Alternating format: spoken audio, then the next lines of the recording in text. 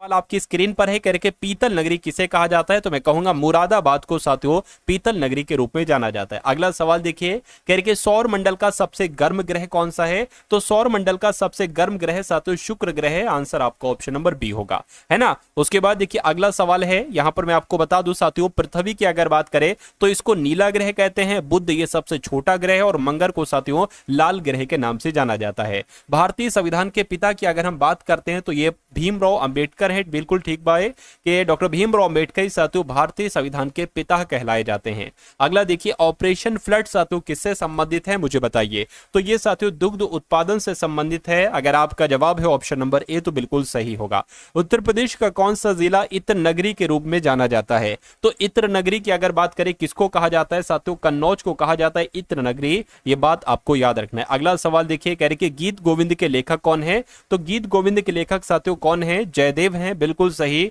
जयदेव अगर आपका जवाब है तो बिल्कुल सही हो जाएगा। भारत का संविधान साथियों लागू किया गया, तो कब लागू किया गया, 26 जनवरी 1950, 15 अगस्त नहीं साथियों, 26 नवंबर को भी नहीं, 2 अक्टूबर 1950 को भी नहीं, मैं कहूंगा 26 जनवरी 1950 को भारत का संविधान लागू किया गया था। विश्व में सबसे बड़ा डेल्टा कौन सा है, तो जो साथियों गंगा ब्रह्मपुत्र डेल्टा है ना, यह विश्व का सबसे बड़ा डेल्टा है। सही जवाब आपका ऑप्शन नंबर सी होगा। कहने के रामचरितमानस किस भाषा में लिखा गया, तो रामचरितमानस की अगर बात करें साथियों इसको अवधी भाषा में लिखा गया था। यह भी आप लोग याद रखेंगे। कि उत्तर प्रदेश का राजकीय प्रतीक क्या है, तो मैं कहूंगा 2 मछलियां और तीर धनुष, ये क्या है, ये उत्तर प्रदेश का राजकीय प्रतीक है। मनुष्य के शरीर में सबसे बड़ी ग्रंथि कौन सी होती है, तो लीवर कह लो साथियों, यकृत कह लो, मनुष्य के शरीर की सबसे बड़ी ग्रंथि होती है। उसके बाद देखिए अगला सवाल है साथियों, आपसे पूछा जा रहा है कि बिजली का सबसे अच्छा चालक इसमें से कौन सा है, तो बिजली का अच्छा चालक की अगर बात करें तो इसमें से साथियों तांबा जो होगा वो बिजली का एक अच्छा चालक धातु है। उसके बाद देखिए हरे पौधों में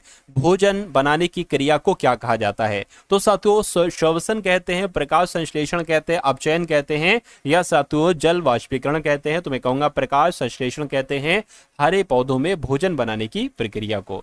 उसके बाद देखिए मानव शरीर में रक्त का शुद्धिकरण कौन सा अंग करता है, यानी कि हमारे रक्त को शुद्ध कौन करता है, तो किडनी का ये काम होता है साथियों, किसका, किडनी का ये काम होता है। उसके बाद देखिए विटामिन सी का मुख्य स्रोत साथियों क्या है, दूध से क्या हमें विटामिन सी मिलता है, नहीं, केले से नहीं मिलता है साथियों, नींबू से मिलता है और आंवले से मिलता है। इसलिए आपका आंसर जो जाएगा वो ऑप्शन नंबर सी होगा। कह रहे कि कच्छ का रण साथियों ये किस राज्य में स्थित है, गुजरात में, राजस्थान में, महाराष्ट्र में या पंजाब में, तो मैं कहूंगा साथियों अगर आपका जवाब गुजरात है तो आपका जवाब बिल्कुल सही हो जाएगा। उसके बाद देखिए उत्तर प्रदेश का राजकीय पशु क्या है, तो उत्तर प्रदेश का राजकीय पशु बारहसिंगा है। क्या है साथियों, बारहसिंगा है, यह बात आपको मालूम होना चाहिए। किस जिले को लेदर सिटी कहा जाता है साथियों बताइए, प्रयागराज को, कानपुर को, है ना, या साथियों मेरठ को या मुरादाबाद को। तो आपको यह ध्यान रखना है कि कानपुर को किस रूप में जाना जाता है, लेदर सिटी के रूप में जाना जाता है। अगला देखिए 1857 की क्रांति का नेतृत्व जो किया था वो साथियों मेरठ से किसने किया था बताइए, तो मेरठ से किसने किया था, मंगल पांडे ने किया था। यानी कि 1857 की क्रांति का नेतृत्व मेरठ से जो किया था वो मंगल पांडे ने ही किया था। दीन इलाही धर्म किस मुगल शासक ने शुरू किया था, बाबर ने, अकबर ने, औरंगजेब ने या शाहजहां ने, तो आपका जवाब साथियों अगर अकबर है तो मैं कहूंगा आपका जवाब बिल्कुल सही हो जाएगा। उसके बाद देखिए साथियों अगले नंबर का सवाल है आपकी स्क्रीन पर, कह रहे कि सिंधु घाटी सभ्यता का प्रमुख नगर इसमें से कौन सा है, तो अगर बात करते हैं मोहनजोदड़ो की तो बिल्कुल सही साथियों, सिंधु घाटी सभ्यता का प्रमुख नगर कौन सा है, मोहनजोदड़ो है। अगला सवाल है कह रहे कि चंपारण आंदोलन ये किससे संबंधित है, तो ये किसानों की नील की खेती से संबंधित है, खदान मजदूर से संबंधित है, नमक कानून से या हथकरघा मजदूर से। मैं कह सकता हूं कि किसानों की नील की खेती से साथियों ये संबंधित है चंपारण आंदोलन। कह रहे कि कुतुब मीनार का निर्माण किसने प्रारंभ करवाया था मुझे बताइए, तो शुरुआत किसके द्वारा करवाई गई थी, कुतुबुद्दीन ऐबक के द्वारा करवाई गई थी। अगर मैं आपसे पूछूं कि कुतुब मीनार में कितने मंजिलें हैं, क्या कुतुब मीनार में साथियों कितने मंजिलें हैं, 3, 4, 5 या 6, इसमें से आंसर आपको फटाफट मुझे कमेंट में बताने के कमेंट में इसका आंसर क्या हो सकता है ना। भारत का सबसे बड़ा राज्य क्षेत्रफल के आधार पर कौन सा है, तो क्षेत्रफल के आधार पर सबसे बड़ा राज्य कौन सा है, मैं कहूंगा राजस्थान है। ये आपको याद रखें। एक बार कमेंट में ये भी बता दीजिए कि उत्तर प्रदेश किस एक तरीके से बात करें किस नंबर पर है क्षेत्रफल के मामले में।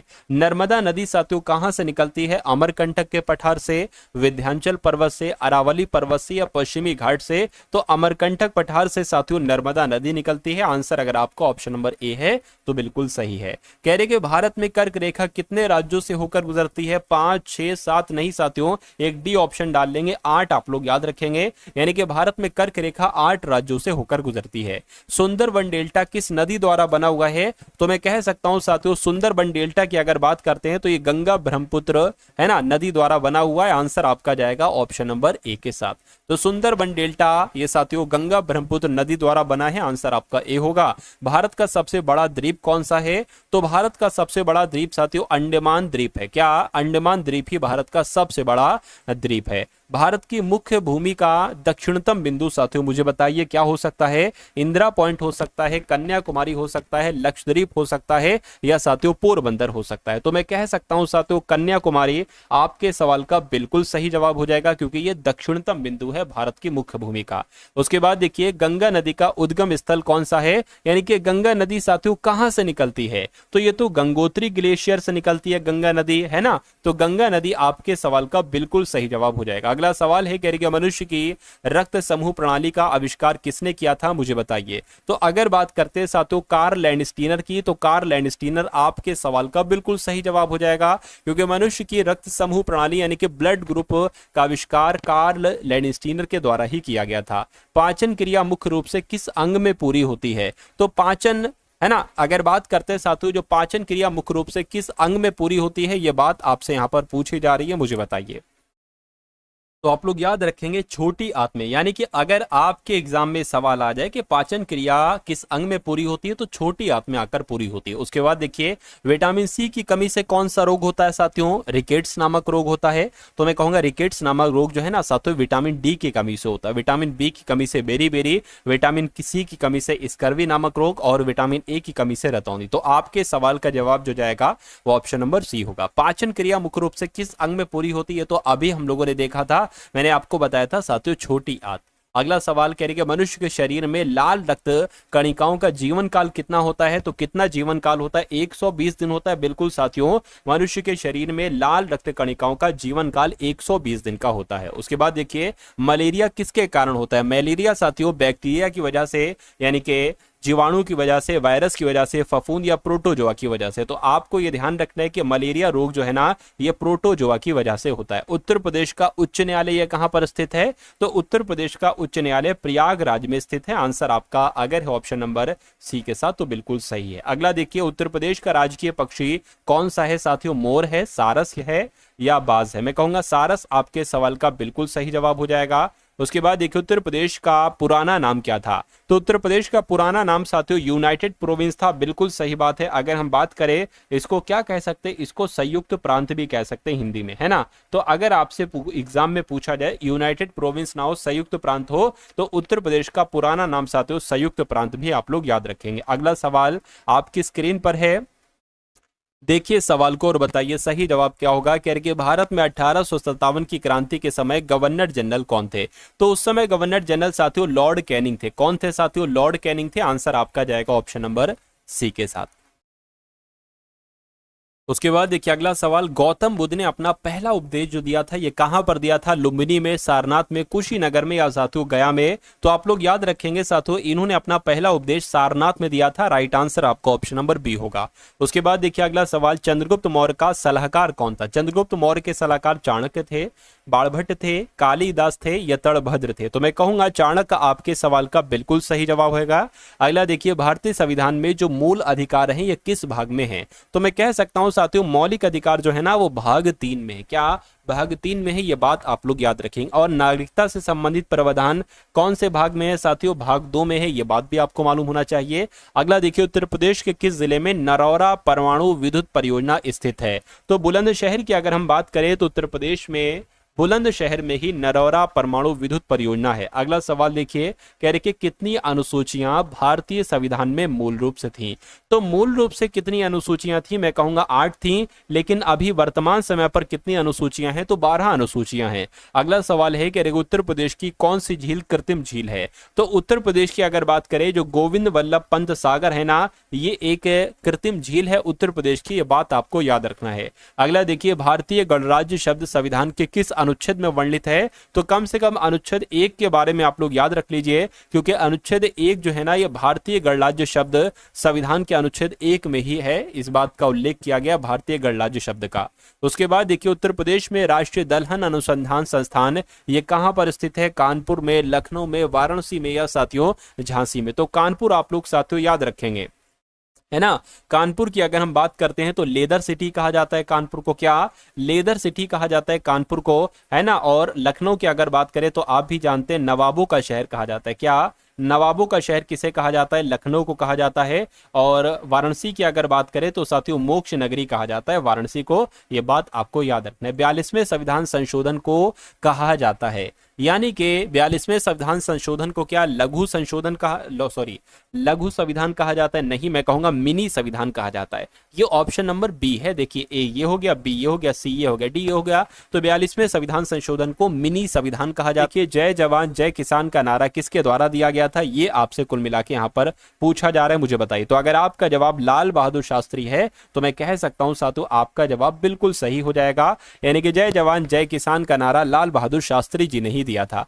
कौन सा ग्रह साथियों लाल ग्रह के रूप में जाना जाता है, मैंने आपको बताया था मंगल ग्रह को साथियों लाल ग्रह कहा जाता है। अगला सवाल है कि विश्व पर्यावरण दिवस साथियों कब मनाया जाता है, 5 जून को। तो 15 जून क्यों लिखा है और 5 जून कहीं पर लिखा हुआ नहीं, तो मैं कह सकता हूं साथियों 5 जून को मनाया जाता है विश्व पर्यावरण दिवस। उसके बाद देखिए, भारतीय रिजर्व बैंक साथियों कब स्थापित हुआ। तो भारतीय रिजर्व बैंक की स्थापना कब की गई, 1 अप्रैल 1935 को भारतीय रिजर्व बैंक की स्थापना की गई थी। सबसे पुराना वेद साथियों कौन सा है, मुझे बताइए। तो सबसे पुराने वेद की अगर बात करें, देखिए अगर नया वेद पूछे कि सबसे नया वेद कौन सा है तो अथर्ववेद है, लेकिन अगर सबसे पुराना वेद अगर आपसे पूछा जाए तो ऋग्वेद आपको बता देना है। आंसर आपका जाएगा ऑप्शन नंबर बी के साथ, बी है या सी है जो भी है, ऋग्वेद आप लोग याद रखेंगे। अगला सवाल करके, ताजमहल किस नदी के किनारे पर स्थित है। तो ताजमहल की अगर हम बात करते हैं तो साथियों यमुना नदी के किनारे पर स्थित है, सही जवाब आपका जाएगा ऑप्शन नंबर बी के साथ। उसके बाद देखिए, भारत का पहला उपग्रह कौन सा है। तो भारत का पहला साथियों उपग्रह आर्यभट्ट है, क्या है आर्यभट्ट, आप लोग यहां पर याद रखेंगे। नेक्स्ट नंबर का सवाल है, उसके बाद देखिए विश्व का सबसे बड़ा महासागर कौन सा है। तो मैं कह सकता हूं प्रशांत महासागर विश्व का सबसे बड़ा महासागर है। संविधान दिवस साथियों कब मनाया जाता है। तो हर साल 26 नवंबर को ही संविधान दिवस मनाया जाता है, ये आपको याद रखना है। दूध में कौन सा प्रोटीन पाया जाता है। तो दूध की अगर बात करें साथियों केसिन नाम का प्रोटीन पाया जाता है दूध में, कौन सा, केसिन नाम का प्रोटीन। कौन सा ग्रह अपनी धुरी पर सबसे तेजी से घूमता है। तो जो साथियों सबसे बड़ा ग्रह है ना बृहस्पति ग्रह, ये अपनी धुरी पर सबसे तेजी से घूमता है। इंपॉर्टेंट क्वेश्चन है, आपके एग्जाम में पूछा जा सकता है। उसके बाद देखिए, ओजोन परत पृथ्वी को किससे बचाती है। तो पराबैंगनी किरणों से, गामा किरणों से, एक्सरे किरणों से या माइक्रोवेव से। तो मैं कह सकता हूं पराबैंगनी किरणों से साथियों बचाती है ओजोन परत पृथ्वी को। उसके बाद देखिए, किस गैस की उपस्थिति से कोका कोला में बुलबुले आते हैं। तो मैं कह सकता हूं कार्बन डाइऑक्साइड की वजह से ही कोका कोला में बुलबुले आते हैं। अगला सवाल है कह रही कि हरित क्रांति का संबंध किससे है। तो हरित क्रांति का संबंध साथियों कहीं ना कहीं अनाज उत्पादन से है। राइट आंसर आपका जाएगा बी के साथ। जलियांवाला बाग हत्याकांड ये कब हुआ था। तो 1917 में, 19 में, 21 में, 23 में। आप लोग याद रखेंगे 1919 में ही जलियांवाला बाग हत्याकांड हुआ था। दूध का परीक्षण किस उपकरण से किया जाता है। तो दूध की अगर बात करें, दूध का परीक्षण साथियों लैक्टोमीटर उपकरण से किया जाता है। आंसर आपका अगर है ऑप्शन नंबर ए तो बिल्कुल करेक्ट है। साथियों आप कोशिश कीजिए कि आप मुझसे पहले अपना आंसर देने की कोशिश कीजिए, है ना, क्योंकि ये क्वेश्चन बेसिक क्वेश्चन है और इंपॉर्टेंट क्वेश्चन है, आपके एग्जाम में आने की पूरी संभावना है। तो इन सभी सवालों के जवाब आप लोग मुझसे पहले देते जाइए और जो स्कोर मैंने आपको बताया था उस स्कोर को अचीव करने की पूरी कोशिश साथियों कीजिएगा। इंसुलिन किस अंग से निकलती है। तो अगर बात करें पैनक्रियाज से, अग्न्याशय से, बिल्कुल साथियों इंसुलिन जो है ना ये अग्न्याशय से ही निकलती है, इसे पैनक्रियाज भी कहते हैं। भारत का सबसे लंबा बांध कौन सा है। तो मैं कह सकता हूं जो हीराकुंड बांध है ये भारत का सबसे लंबा बांध है। भारत का सबसे लंबा बांध हीराकुंड बांध मैं आपको बता चुका हूं। सबसे कठोर पदार्थ की अगर बात करते हैं तो जो हीरा है ना, हीरा ये सबसे कठोर पदार्थ होता है। उसके बाद देखिए ग्रीन हाउस गैस कौन सी है मुझे बताइए। तो कार्बन डाइऑक्साइड की अगर बात करते हैं, कार्बन डाइऑक्साइड गैस ही साथियों ग्रीन हाउस गैस है। उसके बाद देखिए कौन सी धातु सबसे हल्की होती है, तो एल्यूमिनियम, लोहा, लिथियम या सोना। तो आपका जवाब जो होगा वो लिथियम हो जाएगा। यानी कि कौन सी धातु सबसे हल्की होती है, तो लिथियम धातु सबसे हल्की होती है। कह रहे कि कंप्यूटर का मस्तिष्क किसे कहा जाता है, तो मैं कह सकता हूं साथियों सीपीयू की अगर बात करते हैं, सीपीयू की यानी कि सेंट्रल प्रोसेसिंग यूनिट, ये कंप्यूटर का मस्तिष्क कहलाया जाता है, ब्रेन ऑफ कंप्यूटर कहलाया जाता है। विश्व स्वास्थ्य संगठन यानी कि वर्ल्ड हेल्थ ऑर्गेनाइजेशन, इसका हेडक्वार्टर कहां पर स्थित है, तो इसका हेडक्वार्टर की अगर बात करें जेनेवा में स्थित है। कहां पर साथियों, जेनेवा में स्थित है। और श्वेत क्रांति किससे संबंधित है मुझे बताइए। दुग्ध उत्पादन से, मत्स्य पालन से, खाद्यान्न उत्पादन से या रेशम उत्पादन से, तो आपको ध्यान रखना है दुग्ध उत्पादन से संबंधित है श्वेत क्रांति। अगला सवाल, विश्व जनसंख्या दिवस साथियों कब मनाया जाता है, तो यह हर साल साथियों 11 जुलाई को मनाया जाता है विश्व जनसंख्या दिवस। यूनाइटेड नेशन ऑर्गेनाइजेशन का हेडक्वार्टर कहां पर स्थित है, यानी कि मुख्यालय इसका कहां पर स्थित है, तो न्यूयॉर्क अगर आपका जवाब है तो मैं कह सकता हूं न्यूयॉर्क आपका बिल्कुल सही जवाब हो जाएगा। भारत की सबसे बड़ी झील कौन सी है, तो भारत की सबसे बड़ी झील की अगर हम बात करते हैं तो चिल्का झील जो है ना, ये भारत की सबसे बड़ी झील है। सही जवाब आपका ऑप्शन नंबर बी होगा। कौन सा विटामिन सूर्य की किरणों से प्राप्त होता है, vitamin A, vitamin B, vitamin C या विटामिन डी, तो मैं कहूंगा साथियों जो विटामिन डी होता है ना, यह विटामिन सूर्य की किरणों से प्राप्त होता है। उसके बाद देखिए भारत की सिलिकॉन वैली किसे कहा जाता है, तो भारत की सिलिकॉन वैली किसे कहा जाता है, पुणे को, बेंगलुरु को, हैदराबाद को, चेन्नई को। तो आपको ये ध्यान रखना, ये क्वेश्चन बहुत इंपॉर्टेंट है साथियों कि बेंगलुरु को ही सिलिकॉन वैली के नाम से जाना जाता है।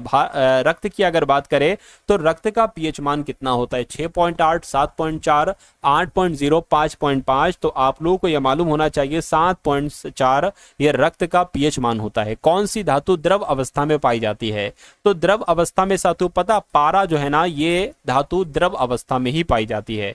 मानव शरीर में सबसे बड़ी हड्डी कौन सी होती है, तो हमारी जांग की हड्डी सबसे बड़ी हड्डी होती है। और इस हड्डी का नाम क्या होता है साथियों, फीमर इस हड्डी का नाम होता है। अच्छा, सबसे छोटी हड्डी अगर आपसे एग्जाम में पूछ ली जाए, क्या सबसे छोटी हड्डी अगर आपसे पूछ ली जाए, जो हमारे कान की हड्डी होती है ना, ये सबसे छोटी हड्डी होती है। और इसका नाम क्या होता है साथियों, एस्टेपी इसका नाम होता है। जिसके फीमर ये सबसे बड़ी हड्डी, ऐसे सबसे छोटी हड्डी साथियों स्टेपी नाम की होती है, जो हमारे कान में होती है। विटामिन ए की कमी से कौन सा रोग होता है, आपसे कुल मिला के पूछा जा रहा है। तो विटामिन ए की कमी से रतौंधी नाम का एक रोग हो जाता है। इसमें क्या होता है, रात में दिखाई नहीं देता है। इसलिए जिनका जिनका आंसर है ऑप्शन नंबर ए के साथ, तो बिल्कुल करेक्ट है। सूर्य का ऊर्जा का स्रोत कौन सी प्रक्रिया है ना, तो नाभिकीय संलयन है। बिल्कुल सही साथियों, नाभिकीय संलयन आपका बिल्कुल सही जवाब है। अगला सवाल है, कह रहे हैं आपसे मिर्गी का रोग किस अंग से संबंधित है, तो ये यकृत से है, फेफड़ों से है, मस्तिष्क से है या हृदय से है, तो मैं कहूंगा ये मस्तिष्क से है। मस्तिष्क आपके सवाल का बिल्कुल सही जवाब है। उसके बाद देखिए आपसे कहा जा रहा है कि किसी वस्तु की गति को मापने के लिए कौन सा यंत्र इस्तेमाल किया जाता है, तो कौन सा यंत्र साथियों गति को चेक करने के लिए, क्या एनीमोमीटर है ना, या हाइग्रोमीटर या स्पीडोमीटर या साथियों पायरोमीटर, क्या आपका आंसर होगा मुझे बताइए।